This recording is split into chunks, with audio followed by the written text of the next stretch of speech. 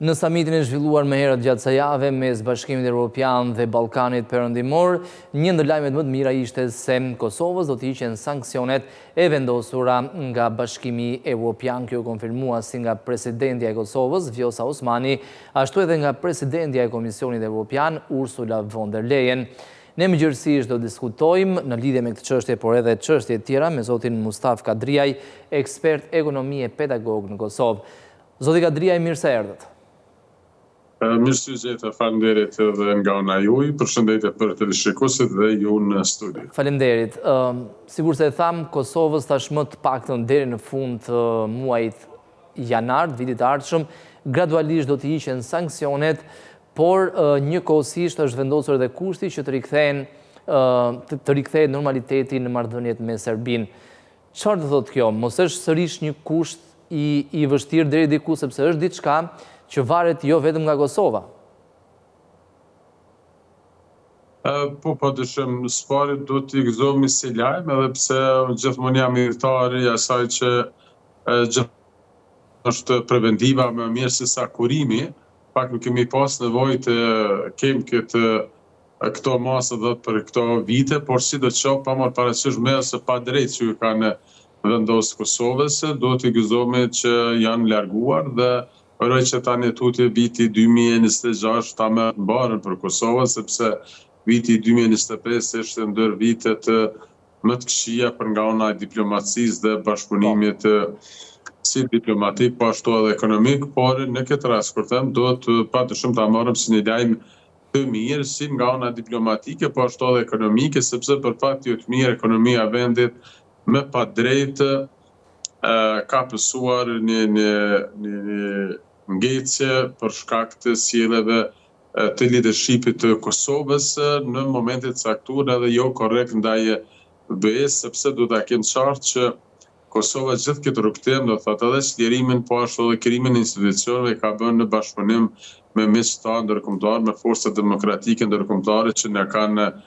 përkrahur në shlirimin e vendit dhe ndërtimin e institucioneve. Por do ta kemë qartë që kur e ki këtë lloj bashkëpunimi në eri të ki edhe ato si me thane para kushtet se si duhet të sillesh, do thotë në raport me BE-n, që në këtë rast në momentet caktuara ne jemi bërë imun si Kosovë që të na bëhen disa kushte të padrejta, por do ta kemë qartë që me këso lloj kushte Kosova ka ecur deri më tani, por vlerësoj që këto ditë do të thotë që ndodhi kjo largimi i masave dhe në fakt lirimi atyne vlera financiare që do t'jenë do të thotë të mirëseardhur për Kosovën, por krejt po është në pyetje qilë se është sjellje diplomatike. Pra në këtë rast ne si Kosovë dhe në këtë rast edhe si ekonomist do ta falenderojmë edhe kryeministin e Shqipërisë, i cili ishte jashtëzakonisht komungulis, sepse për nga ana e Kosovës është shumë e ditur që ne do të kërkojmë dhe kemi kërkuar që të largohen masat, por vlerësoj që Shqipëria dhe kryeministri Rama ka qenë jashtëzakonisht komungulis dhe kanë qenë me një mënyrë edhe presidentja Vjosa Osmani, po ashtu edhe kryeministri Edi Rama kanë qenë brillant dhe kanë qenë jashtëzakonisht mirë, do thotë në paraqitjen e tyre që në fakt rezultoi edhe me largimin e masave. Këtu shihet që një bashkëpunimi gjithmonë e sjell në fakt suksesin që uroj që Kosova dhe Shqipëria ta ngrisin edhe më shumë bashkëpunimin diplomatik dhe ekonomik, sepse është diçka e panatyrshme mos me pas një bashkëpunim, ndërsa është e natyrshme ne të kemi bashkëpunim diplomatik e ekonomik gjithkombëtar, sepse edhe shqiptarët jashtë këtyne dy shtete presin nga ne që ta kemë bashkëpunimin sa më nivel. Njëkohësisht, zoti Kadriaj, bëhet fjalë për fonde mjaft rëndësishme, të cilat tashmë do ketë mundësi t'i aksesojë qeveria e Kosovës, parlamenti i Kosovës dhe vetëm plani i rritjes për Kosovën në total është në rreth 880 milion euro. Një pjesë janë grante, një pjesë janë kredi, por gjithsesi synojnë të mbështesin ekonominë. Ku mendoni se duhet fokusohen këto fonde? Ose ku është nevoja më e madhe? Unë si ekonomist jam idhtar i asaj që të krijohen infrastruktura që tani tu të vlerësoj që është e nevojshme, mos më thënë emergjente, infrastruktura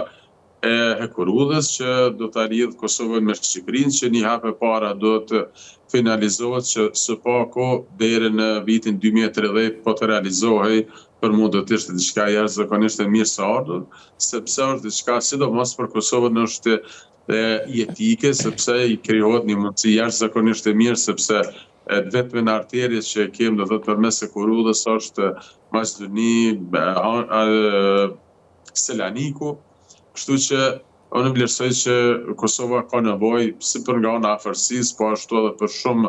arsye tjera që të lidhet me Shqipërinë. Edhe që kjo do të ishte mirë së ardhur, sidomos për Kosovën është jashtëzakonisht e mirë së ardhur kur flas të hekurudha. Po edhe fokusimi për shembull në këto arena sportive, në stadione, këto është jashtëzakonisht i nevojshëm, sepse tani tutje Kosova vetëm është duke depërtuar në sidomos në pjesën e sportin mënyrë të futbollit. Jemi jashtëzakonisht mirë, duke mos janë shkaluar edhe sporte tjera. Pra, kemi nevojë të bëjmë disa stadiona ose një stadion që i ka për masat e nivel global ose evropian, që kjo në vlerësoj që ose përmes kredive, ose përmes në përkraja që Kosova ta ngritë edhe këtë pjesë të infrastrukturës. Po pa anashkaluar edhe tek pjesa sigurisë, edhe tek pjesa politika sociale dhe shëndetësore, por gjithmonë si ekonomist jam editor i investime, sepse investimi krijon rritje ekonomike, fuqizim bizneseve, rritje të mirëqenies, po njëherët kthehet prapë në taksat e shtetit dhe në një farë në arkën e shtetit. Tani ato tjerat janë derivatet cilat dalin nga sjellja thjesht investive e një qeverie funksionale. Zoti Kadriaj, me njerë pas summitit, si presidentja Osmani, si presidentja e Komisionit Ursula von der Leyen, thanë që me njerë do të ishen pjesa me madhe e sanksioneve, ndërsa disa tjera gradualisht deri në fund të janarit. Dhe në një postim në rrjetin social X, presidentja e Komisionit Evropian tha që programohen 216 milion euro ndihmë financiare për Kosovën dhe njëkohësisht do të në vitin 2026 do të lëshohen edhe 205 milion euro të tjera. Mendoni se për shkak se në 2025 këto fonde kanë munguar, mendoni se politika e Kosovës do t'jetë ose duhet t'jetë me përgjegjshme pas rezultatit të zgjedhjeve të 28 dhjetorit, sepse ekziston sërish frika që njëjti rezultat si në 9 shkurt të përsëritet edhe në 28 dhjetor. Kjo që aguzon të rrezikoj dhe aguzoj të bëhet në fakt të papërgjithshme, vlerësoj që tani më është kufiri i fundit dhe ka rrezikuar jashtëzakonisht Kosova, që edhe shtetet që janë anëtare të Kombëve të Bashkuara nuk kanë bërë si farë sjellje. Aq më shumë Kosova që dihen që ende kemi disa probleme të hapura si me Serbinë, po ashtu edhe nuk jemi anëtare Kombëve të Bashkuara, që Kosova nëse çdo shtet tjetër ka bërë ndodhen këto lloj sjellje politike, vetëm Kosovës jo, po për fat jo të mirë niveli i politikës në vend ka bërë që të kemi kësi lloj neglizhenca dhe kësi lloj sjellje jo korrekte, jo të përgjithshme siç e përmendet edhe ju. Por që Kosova vlerësoj që me certifikimin e zgjedhjeve, sepse 28 dhjetor vetëm mbajtja e zgjedhjeve, por certifikimi sa më i shpejt që bëhet, që së paku brenda shkurtit të krijohen institucionet dhe Kosova do të thotë fundi i shkurtit, fillimi i marsit ta gjejmë një qeveri të mandatuar që t'i merr përgjegjësinë konforme e ligjeve në fuqinë në Kosovë, që të merr përgjegjësitë si nga ana diplomatike, ekonomike, të gjitha që edhe këto fonde, edhe të gjitha ato projekte që janë planifikuar dhe në buxhetin e vitit 2026 të realizohen me një dinamikë jashtëzakonisht të madhe, sepse mund ta merrem me mend që viti 2025 ishte humbje nga ana investive e Republikës së Kosovës. Pra, do të rritet dinamika jashtëzakonisht e madhe që Kosova mos të ngesë, por s'paku ta zënë hapin. S'paku ta shesh shembullin më të mirë ka Shqipërinë që në këtë drejtim thithin e fondeve, Shqipëria këtë herë ka qenë më e mira në këtë drejtim që kjo falë leadershipit të Shqipërisë. Pra Kosova nuk ka nevojë shumë të merr një shembull nga larg, por e ka shumë afër një shtet tam që si duhet sillet. Pa marrë parasysh problemet dhe që mund flitet apo përflitet, por kur flasim tek raporti me mes ndërkombëtar, Kosova do të ketë shumë kujdes që të jetë korrekte për faktin që ne nuk guxojmë matë marrëm kësi lloj masa, sepse unë e thash dhe në fillim, më mirë është gjithmonë edhe mjekët që ka një parim, thonë më mirë është parandalimi se sa kurimi. Pra Kosova nuk ka nevojë të kurohet, sepse ne kemi provuar edhe me luftë me gjithë që vetëm ne nuk guxojmë të i krijojmë probleme vetvetes. Këto masa ndëshkuese, zoti Kadriaj, përgjatë 2025-ës nga Bashkimi Evropian, shtojmë këtu edhe ndërprerjen e marrëdhënieve strategjike me Shtetet e Bashkuara, kanë pasur efekte negative për ekonominë e Kosovës, për qytetarët, për bizneset. Njëkohësisht, një tjetër problem që i shtohet kësaj që thamë, është edhe mungesa e një qeverie funksionale. Ishte një qeveri në detyrë, ku vendi nuk mund kalonte ligje, projekt ligje, ndihma. Po, qartë. Pra, kur flasëm tash kështu me data dhe me vite, pra Kosova tani më vetëm e ka kaluar një vit që nuk ka qeveri të mandatuar. Pra, është diçka jashtëzakonisht shqetësuese që uroj që viti 2026 të mandatohet sa më shpejt, sepse mos ta përsërisim viti 2025 se është vit mos më keq, do të as armikut më si ndodh ai vit 2025, pa marrë parasysh që nuk ka qenë korrekt edhe BE-ja ndaj Kosovës, por sidoqoftë. Serbia gjithmonë është mbajtur disi me hatër. Serbia vazhdimisht është...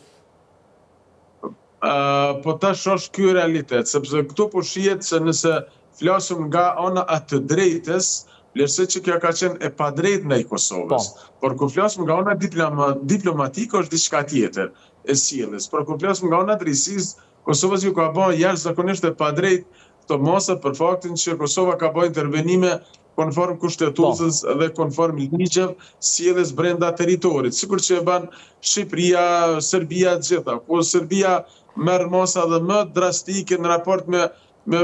komunitetin dhe pakisin kombëtar që është shqiptare se tjerat, por që askush nuk mirret me ty, por gjithmonë në thjesë të vëmendjes është Kosova që në këtë drejtim, thash, është pa drejt, por me që flasëm me këtë lloj loje që sillen në diplomaci, do të me pas kujdes se Kosovë se si të sjellemi, sepse po shihet që më zor është më probleme, më sfiduese është me hjek masat se sa me t'i vendos. Pra dhe tash që t'i ka largu masat, sepse po shihet që BE-s më shumë intereson vetëm stabiliteti politik, mos më pas konflikte. Pra në momentin që u certifikuan kryetarët nga minoriteti serb në verimin në mënyrë BE-ja reflektoi. Po nëse marrëm me tërheq një paralele që Kosova që një vit nuk ka qeveri qendrore, nuk ka që i bëhet vonë, në fakt BE-s që Kosova ka qeveri apo nuk ka, apo ka qeveri të pa mandatuar, pra nuk i bëhet fare vonë dhe nuk i intereson ku ta di sa. Pra në këtë drejtim BE-s intereson vetëm stabiliteti politik dhe mos të ketë konflikte. Zoti Kadriaj, për të folur edhe në lidhje me disa dhënat publikuara më herët gjatë javës në Kosovë, inflacioni për muajin e kaluar rezultoi në nivelin e 5.3% dhe Kosova ka tashmë ndër nivelet më të larta të inflacionit, jo vetëm në vendet që përdorin euron, por edhe në vendet e tjera thuajse në të gjithë Europën, sepse nga të dhënat që kemi parë, inflacioni mes vendeve europiane varion nga 2, maksimumi deri në 3%. Kosova ka inflacion 5.3% për nëntorin. Si ka mundësi një inflacion kaq i lartë? Është një ndër arsyet kryesore rritja e çmimit të energjisë? Po në fakt gjithmonë ekonomia është ngritja e çmimit të energjisë elektrike dhe derivateve janë faktor dominant në efektin e inflacionit, për faktin që kur flasim edhe profesionalisht nga ana teorike, pra do të thotë kjo vjen inflacioni nga ana kostos së prodhimit dhe nga ana kërkesës. Po, nëse flasim nga ana ofertës monetare, Kosova nuk e ka këtë impakt për faktin që ne u ka imponu euro nga ana e BE-s. Në këtë drejtim pa marrë parasysh bie nëse ngritet e euro, është diçka politika të BE-s, ne nuk marrim përqindjen e ndikimit, është shumë i papërfillshëm Kosova në raport me BE-n këtë drejtim. Por kur flasim nga kosto prodhimit, normal që kemi ngritje të inflacionit. Po ashtu, edhe nga ana kërkesës, sepse janë disa produkte që kanë kërkesë fikse, për shembull energjia elektrike, derivatet, si tek ekonomitë familjare, si tek bizneset e kanë nivelin e kërkesës shumë të lartë që nuk ka në fakt aty për kërkesë elastike. Nëse flasim profesionalisht si ekonomista. Pra, në këtë drejtim, kjo është edhe fakti tjetër që importi është i lartë, pra ne kemi ende në sillet prafërsisht rreth 85% import, ndërsa aty sa mbetet rreth 15% eksport, që është i papërfillshëm, në një mënyrë e mbyt eksportin. Por do ta kem qartë dhe do ta them edhe një fakt, që këto është mungesë politike të qeverisë aktuale, sepse gjithë fokusi i saj ishte tek pjesa e sigurisë dhe politika sociale, por jo tek politikat ekonomike. Por as rezultati i saj, i këtyre faktorëve, janë nxjerrë dhëna statistikore nga ana zyrtare e Agjencionit Statistikor të Kosovës, që prej 2008-s ose prej 2010-s deri në 2019 kemi rritje të inflacionit më pak se sa prej 2019 deri në 2025. Pra është një diçka që për këto 5 vite është dyfishuar inflacionit, që kjo e rëndon shportën e konsumit. Por çka do të bëjë, sepse ne nuk do të vetëm të ankohemi, por çka do të bëjnë edhe si ekonomistët, që pak a shumë e dhanë një mendim, është që qeveria e Kosovës në vitin 2026 tutje të fokusohet në fuqizimin e prodhimit vendor, në fuqizimin e bizneseve vendore, që së paku shportën e konsumit të mbulot, kur flasim tek produktet e qumshtit, të blegtoria, mishjet, gjashtë, po ashtu edhe tek frutat dhe perimet të mbulon nga Kosova, që mund të mbulon një sasi të konsiderueshme, që kjo do të ndikojë në uljen e importit dhe në një farë reflektimin e uljes së çmimeve. Por që si duket qeveritë në Kosovë, nuk po flas qeveri tjera, por e kanë gjetur mënyrën më të mirë që me pak kreativitet, por me komoditet të lartë, ta mbushin shportën, ta mbushin arkin e shtetit përmes doganave, që dihet që dogana në Kosovë është shumica përmes importit, që mbushet arka shtetit, por ngulfatet prodhimi vendor dhe njerëzit dëmtohet edhe konsumatori vendor, duke jashtuar që edhe një produkt i importuar potencialisht nuk i ka vlerat ushqyese se sa një produkt i prodhuar në vend, sidomos kulturat bujqësore të blegtorisë, sepse së paku thjesht evitohet edhe transporti dhe pritjet nëpër dogana. Pra, në këtë drejtim jam idhëtar që fuqizohet prodhimi vendor, por prodhimi vendor nuk fuqizohet pa pas do investime. Politika të mbështeta qeveritare që uroj që në vitin 2026, pra në fillim vitin me njëherë të mirën masa nga ana e qeverisë, një qeveri që uroj që të bëhet sa më shpejt që të jetë mundur. Ndërkohë, zoti Kadriaj, shporta e produkteve kryesore, inflacioni përgjithshëm, patjetër që është rritur, por inflacioni i shportës, së ushqimeve, është nivele shumë të larta dhe njëkohësisht a ka abuzim, sepse autoriteti i konkurrencës në Kosovë ka njoftuar se ka nisur një aksion për kontrollin e tregut për të mos lejuar abuzimet, dhe ky kontroll do të zgjasë të paktën deri në datën 15 janar.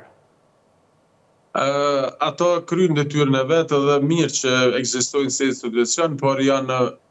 të gjithmonë janë treguar që janë të vëndshëm në veprimin e tyre, sepse ata shkojnë në një mënyrë një herë në si lloj hulumtimi, derisa të bëjnë raporte, sepse kam pas edhe debate televizive me përfaqësues tyre që ata do t'i verifikojnë edhe me një mënyrë në formë të padis ose me aksion të mirë, që ajo është shumë e vëndshme, shumë e prolonguar. Ndërsa kur flasim dinamika e tregut është jashtëzakonisht e shpejtë, që me një mënyrë bizneset përfitojnë, abuzojnë, por në këtë drejtim du ta kem qartë që po flas prapë me të dhëna statistikore që gjithë shporta e konsumit, një pjesë e madhe janë rritur 100%, mbi 100% të produkte. Ka, do të thotë minimumi që janë rritur është 60% e tutje. Pra është një diçka që për këto 4-5 vite të qeverisurit kemi pas një rritje të inflacionit shumë të lartë. Por unë ndaj një mendim tjetër në vetën e parë që nuk kem vetëm këtë shifër 5 diçka inflacion, por du të kem qartë që Kosova me daljen nga pandemia ka pas mbi 14 deri në 18% inflacion, por tani që pa kishte një rënje, por që edhe rënje nuk do thotë që ka rënë, do thotë në atë vlerat një shifrore, por ne do të kem qartë që ky 4 ose 5% është rritur mbi atë 10% që në më hershëm, sepse është një dëshmi tjetër që me atë vlerë monetare që ka ble qytetari para 2019, para pandemisë, tani është për shembull ka humbur vlera deri në 80% e të njëjtës vlerë. Pra me ato që ke vlerë 100 euro, tash me atë vlerë nuk blen, do thotë as për 20 euro nuk blen në produkte ushqimore. Pra një diçka që është rënduar jashtëzakonisht shporta e konsumit me këtë inflacion të lartë. Pra vetë fakti që sa blen qytetari dhe sa mbush shportën e konsumit, kjo tregon se sa kemi inflacion real, sepse nga njëherë është për fat jo të mirë, sepse ne edhe agjencioni statistikor është në kuadër të qeverisë, në kuadër të zyrës së kryeministrit dhe potencialisht munden me qenë edhe dhënat statistikore të sinkronizuara që në mënyrë pak a shumë ta mbajnë thjesht politikën e qeverisë aktuale, por jo vetëm këtë qeveri, por që nga mbas lufta është imponuar që Agjencioni Statistika të Kosovës të jetë në kuadër të zyrës së kryeministrit, që unë jam editar me qenë kuadër të parlamentit që të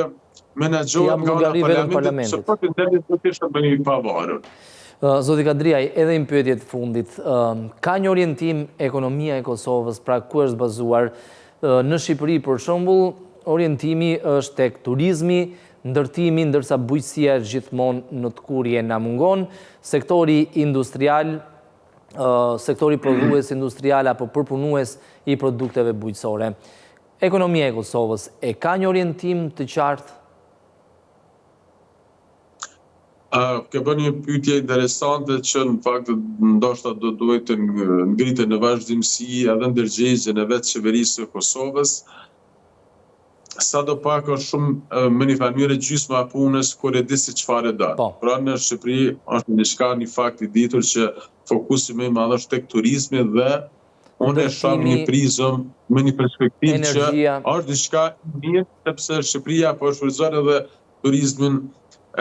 veror më mas të madhe, po Bregdetin, po edhe turizmin malor, lumet, pjeshkën, këtë është diçka shumë e mirë. Kosova gjitha i kanë nga pak, por jo diçka me theks veçantë ose me pas si një lloj përparësi krahasuese. Pra Kosova, nëse flasim nga ana e pasurive nëntoksore që i ka, ne çdo kem primaren me një farë këtë thjesht industrinë e rënë, mineralet, po ashtu edhe energjinë elektrike. Kosova vetëm po ti kishte ndërtuar stabilimentet e fuqishme të energjisë elektrike, Kosova do të eksportonte dhe Kosova do të kishte për qytetarët e vetë zero furnizimin me energji elektrike. Pra aq kem pasuri, pra jemi vendi 5 në botë, ndërsa kur flasim në nivel të territorit dhe banorëve jemi vend i papërfillshëm në nivel global. Pra ne i kem 3 pellgje të pashtershme të thëngjillit që ato presin vetëm të janë stabilimente. Pra unë jam idhtar që Kosova ende ta ketë termoenergjin vetëm të jenë nëse bëhet një stabiliment i ri bashkohor, janë filterat nivel moderuar, unë vlerësoj që ato nuk do ta dëmtojnë ambientin vetëm që të jenë ato funksional. Pra unë jam idhtar i një fuqizimi të prodhimit që Kosova të eksportoj dhe me një farë të lehtësohet ekonomia e Kosovës, me një farë Kosova